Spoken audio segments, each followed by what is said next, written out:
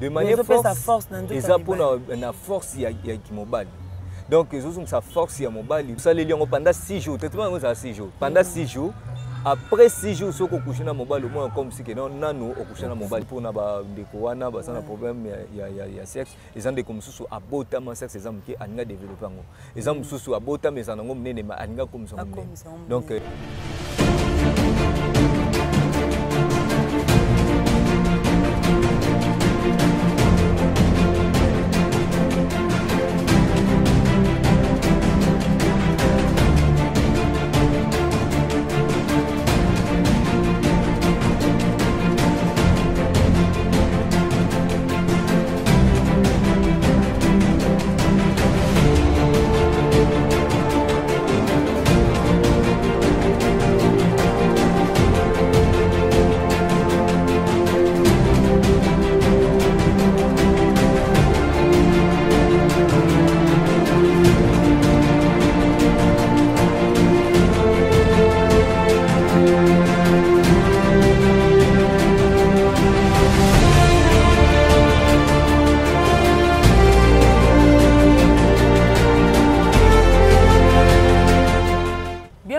votre chaîne BMHD TV chaîne et puis ça biso ba news et lobela biso ka vérité et mi etaka biso ka na droitier a obebo solo likambo na motote et loba tendance bibinga la sirène merci na ba abonné à BM parce que vous pesa biso espace vous fongolez biso motema et boyambaka biso botalaka biso devant ba télé na bino devant écran na bino bo pesa biso pene espace pour boyamba biso et merci aussi ma vie oba soutenir ka blondine mafuta mingi na pana mana moni bonza clété ka mobala mbinga mbinga ndeyo 3 fois mbinga esa na ngaj ke moi même butu na ngate mbinga tikuna po ya za vie na nga ba gros bisous na boss porte-monnaie magique Sergent Mitterrand cos na Panama mon vieux propre ya Palestine vieux au pénal landela nga de près ba gros bisous na Gabi Maya Sabotama boss toujours boss akola boss papa solution et pourquoi aussi à toi ma copine privée babi Stella Mathias moi c'est Zambé bienvenue bola na Chicago baza blandi mafuta bango ni basala blandi mafuta zala elle nkanga motema gilele mbi mama na épinesse ba gros bisous na yo Chico Zola depuis Panama mambo ngo bandi bokota bato bana posa solution ba malade bozana na ta plateau na nga nazanga moti na zabongo na docteur nde ako expliquer biso pe bloko bozomona bakiso bozomona nde docteur ko expliquer biso utilité nango Montréal babi Denis derrière la caméra Denis Mustafa soko fongola docteur apesa biso explication docteur bonjour. Oui, bonjour maman. Bonne santé docteur Magé kombo ekimi ngai docteur Ahmed. Oui. Donc santé ça bien ngolo ensemble. Santé ça bien toujours.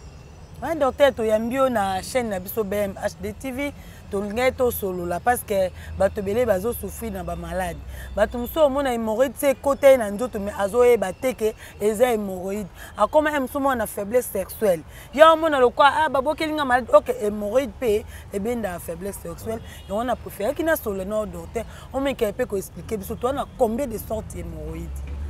Bon maman merci pour la question. Ouais.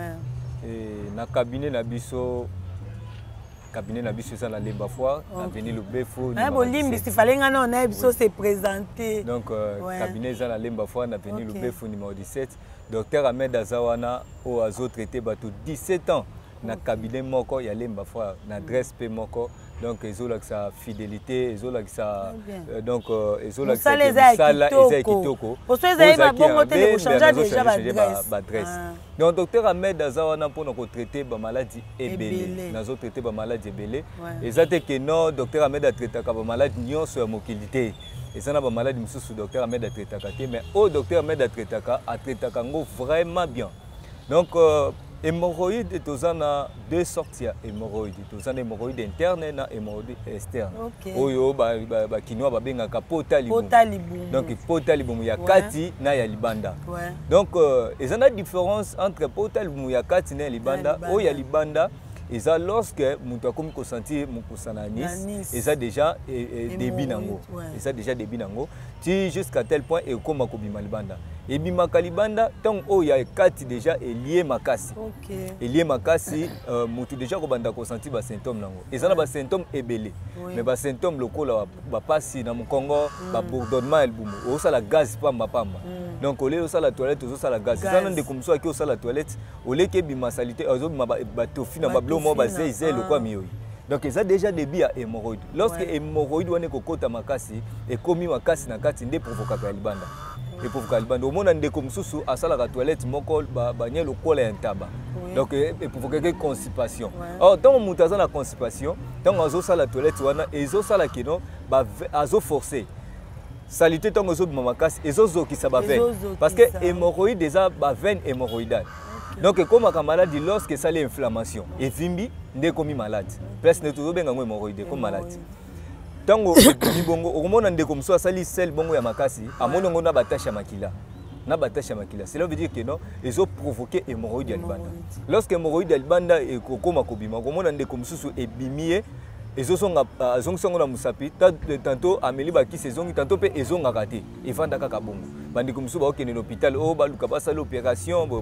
donc docteur Ahmed Azawana pour na bande ko nyonso wana o bozana problème wana ko créer bino ba faiblesse sexuelle parce que mobali force na biso mibali e yakana na nice tuna bande ko boxer tong basala ka ba box na bango wana pona ko kanga likofi ko beta likofi ya makasi cela veut dire il faut forcer ou tananis ndenge mongo pena mobali tong o asana na mbetu donc pour que azala na makasi il faut nice na ye ezala bien mais tant mo pepezo mananis ezo créer faiblesse koto ezo créer faiblesse yango bande ko na biso ebele baza ba problème ya ba faiblesse sexuelle baza lisusu na capacité ya ko satisfaire basi na bango à partir ya wana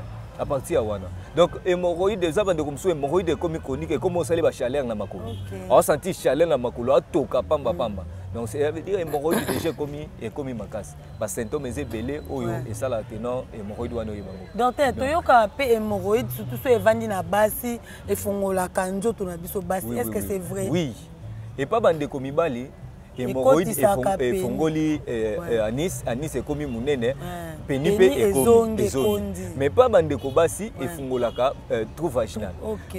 et komi munene donc ce qu'avant dit bozo sentir pas sentir kaza poelele or denga za bongo asa na facilité à cause d'infection malamoko ya cause d'infection donc au monde qui est provoqué frigidité ou donc manque de sentiment sexuel parce que lorsque moi so komi donc comme na problème wana donc ça c'est un sentiment mon côté au monde qui donc ba perte blanche pe ko bande ko bima ebele et bande ko bima ebele donc ça ba hémorroïde ondé et ça la kango bongo ba ki seza wana na cabinet ya docteur Ahmed soki obengi même bande ko za libanda ba ki sezo qui est partout dans le monde soko za na kawana ubomba ngote docteur Ahmed alobaka souvent soko zo bomba malade zo bokola ngolo be ko boma yo tango ko boma ba kanga ba ndoki za yo ndoki za yo moko ezana belé bazo benga nga bazo bisango docteur Ahmed tozwa bakisi totambola pa ba travailler belé docteur oui donc besko basé belé ezana mutu mususu ayebi o musala zo sala yebi objectif zo sala ezana mususu asani commerçant aindo sa commerce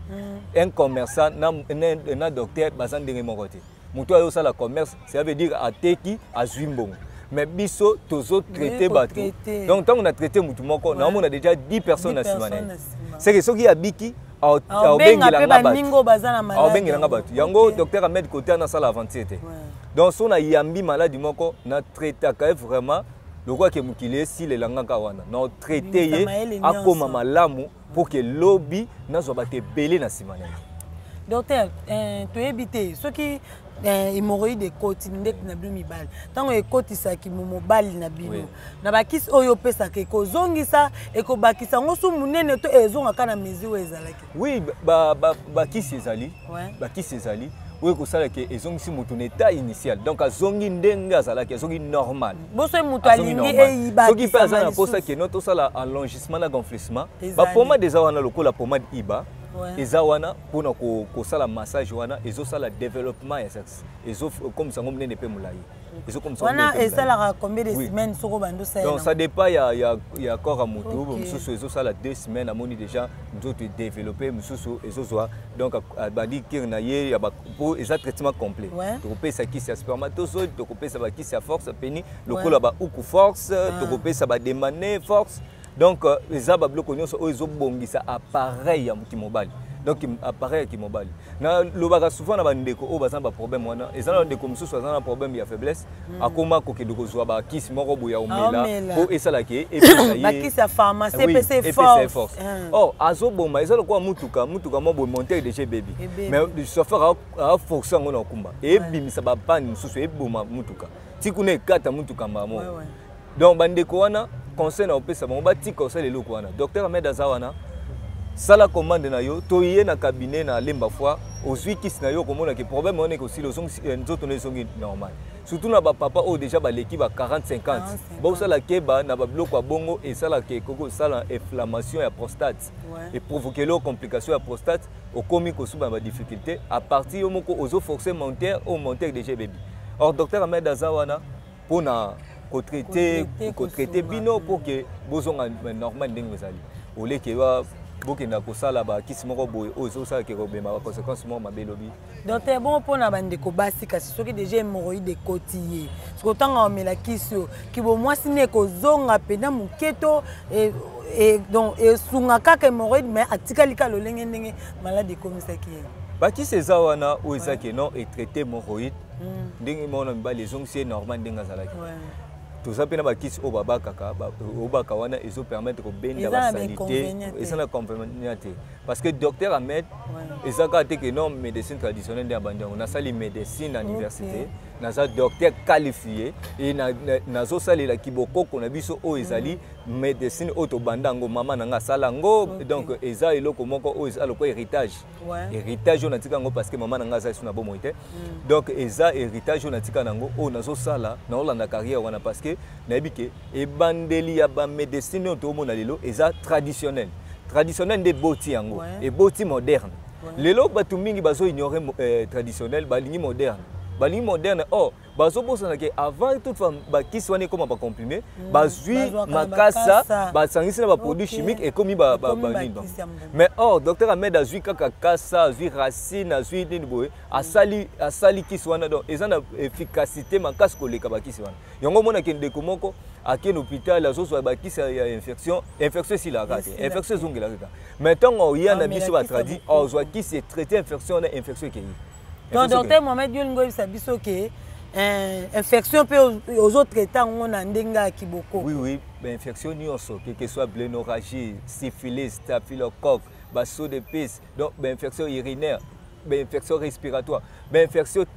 tous les sortes d'infections dans notre corps même si obimiso bambuma osala eza ko bamikusa bamakwanza bablomo lokola bamapalata bakisi eza wana donc docteur ametonga opeso traitement olandi traitement non complet omona ke nyonso wana ekosila toujours traiter bandeko baza ba problème ya stérilité moi si to mobali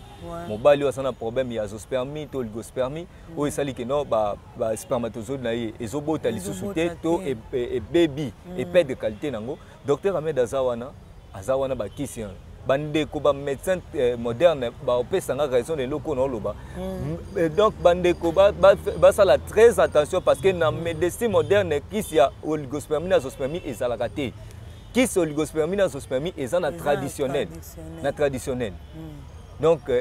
oye bapesi yo kisi wana okoki kozala problème ya varicocèle wana eza misise etakaka bapeni oyo ezopermettre te ke non baspermatozoïde efonctionne bien elongwa na mokongo mpo eya na niveau batesticule donc ntango tokotraite varicocèle wana topesi na kisi oligospermie okomona ke ebandi kosala reproduction soki obotaka to obota ezala basi tozopesa bango bakisi oyo oza na problème ya myome kyste fibrome epai na biso tozosala opération te oyo nyoka nkao tokopesa kisi etraite eloko wana topesi kisi esukoli matrice esukoli batrompe na yo oconcevoir tika kotanga komba bandoki bakanganga mabota docteur Ahmed aza wana mpona opesa solution na bakisi na bino parce que na loba eloko moko nga na soignaka nzambe abikisaka amen et nzambe na nga déjà tia loboko apesa nga déjà mandat ya traiter bato ya traiter bato parce que inspiration ya bakisi na salaka euti pa nzambe ntango ozwi kisi na nga omona ke traitement kozala bien.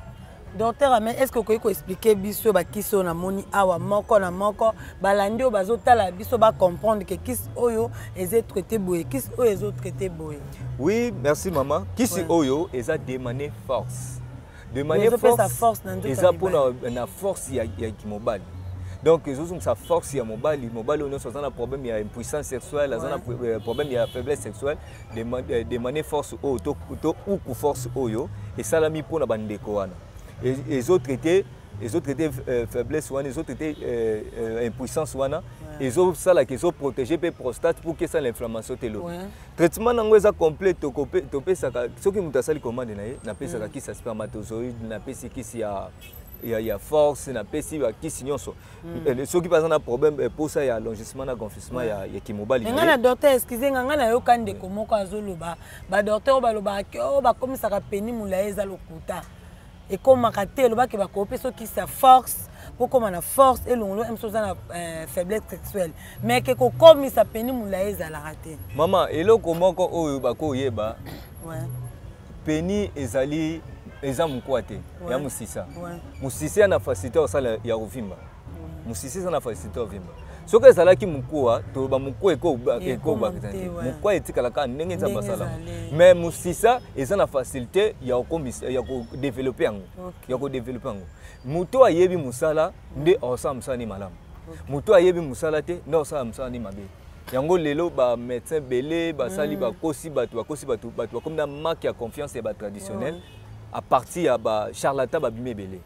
baosala bémission bazopesa bato bakisi oyo bayebi yango te ayoki lisolo mo babeti ke non makasa eteta hémorroïde ya zwi yango aki asali publicité na TV tema aza na mbongo asali publicité na TV alobi ninke non ye aza docteur ateta hémorroïde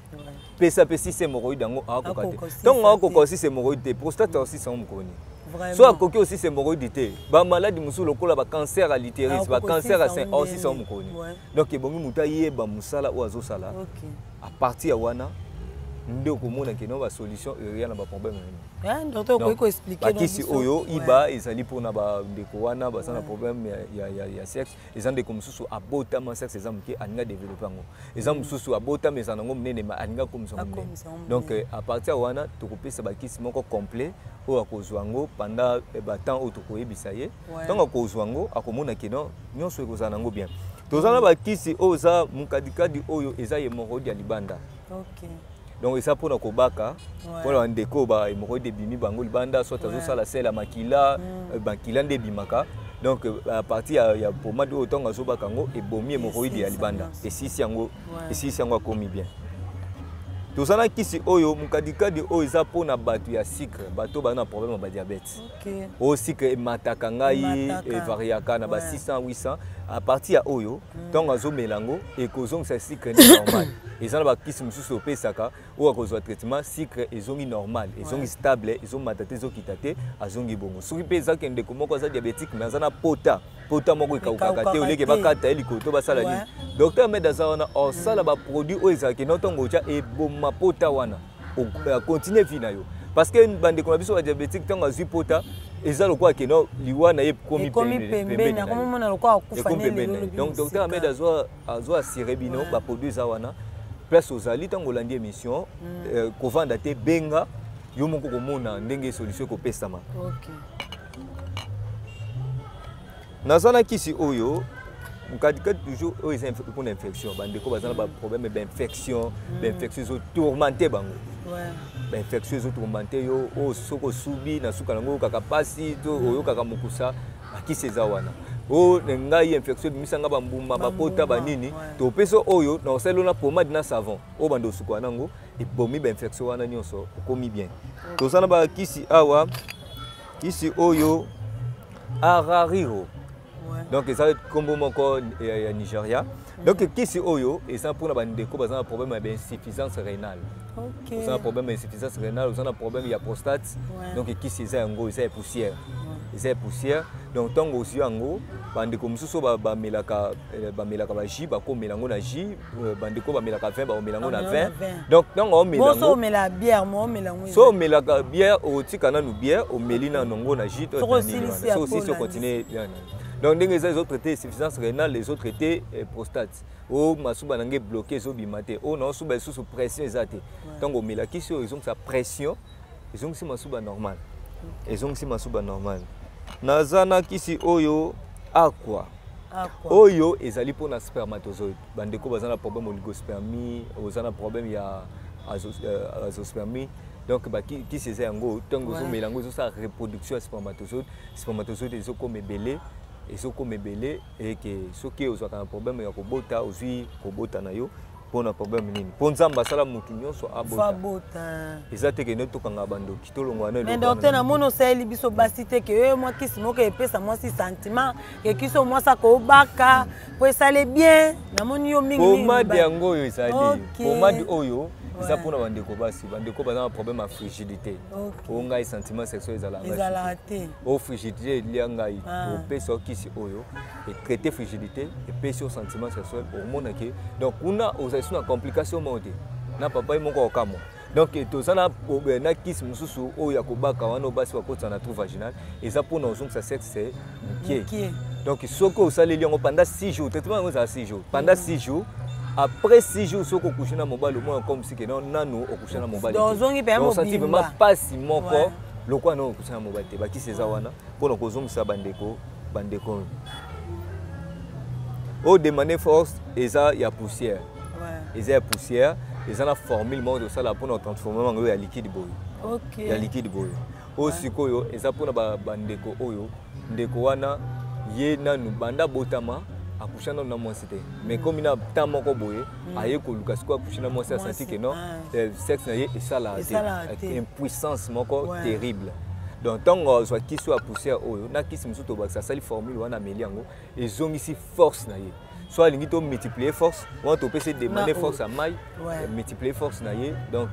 bakisi eza ebele docteur Ahmed aza wana mpo na bandeko nyonso baza oyo oza na problème ya épilepsie oyo tobenga malade ndeke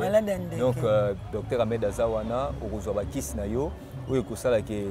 malade ndeke nake traitement yango ezalaka mpona 10 jours 10 jours malade ndeke mpona libela oza na problème ya tension ya paralysé rhumatisme oza na problème ya o maladie oyo tobengaka ba-ok omona moto akomi deya mokolo osala ba-ok pamba ebomaka donc kisi nango ezali oza na problème ya asthme bronchite oyo nga pema wana soki emati nga so nandi kokosola wana problème ya tibere donc bakisi eza wana docteur Ahmed azwaka mbongo ya maladie oyo atretaka maladie lokola mbasu banzoko docteur Ahmed ayebi te docteur Ahmed atretaka mbasu te atretaka maladie ya mpese kisi nango ezali parce que docteur Ahmed azosalela traditionnel ya Nigeria na Nigeria toyebi mbasu te toyebi maladie ya nzoko te malgré tozosala na mélange ya traditionnel ya awa mais maladie ndeti mbasu nzoko wana kuna tokomaka te donc soki opose ka na yo docteur Ahmed akoyebisa yo soki atretaka yango nakoyebi soki natretaka soki natretaka te nakoyebi soki natretaka te donc bandeko numéro na ngai ezali plus 243 89 97 78 138 plus 243 89 97 78 138 wana numéro na ngai ya WhatsApp okoki kobenga ngai na appel normal so tokoki kobenga ngai na WhatsApp opose ka na même soki otinga ligne te komelanga ntango naza na ligne nakomona yo nakorépondre yo tokosolola tokoyeba ndenge nini tokosala partout dans le monde partout place ozwami osali commande na docteur Ahmed akotinda baproduit ntango ekokoma yo kozwa traitement na yo yo moko komona ndenge solution kozwa makotambola baplace ebele docteur Ahmed azobeta tant ya solution nazobeta tant solution tant ya guérison otie tembe oye omoni yango. Ok, merci beaucoup docteur Ahmed na explication nyonso pesi balandi o bazolanda biso na BM bato to baza partout dans le monde o azo souffrir na faiblesse sexuelle o hémorroïde lié nzoto condition ki mobali nyonso docteur Ahmed yeyo auto pesa numéro na ye. Merci na Denis Mustafa derrière la caméra, merci na Jonathan Mukadia na assistance na yo, merci aussi à Yamsi Yambe l'assistance. Merci à bateau tout la Blondine Mafuta. Et pourquoi pas aussi à toi, ma petite sœur, Chandelane Sala, la cadette licenciée solo. On est Bikembo, autrement dit Marie Djogo. Merci à Trésor Bikembo Balobi. Général Major Nangola, Wana Balobi. Miroir de Bandal Nde Makambo. Mon vieux propre Victor Jacques Eli Mayoni. Gros bisous na yo,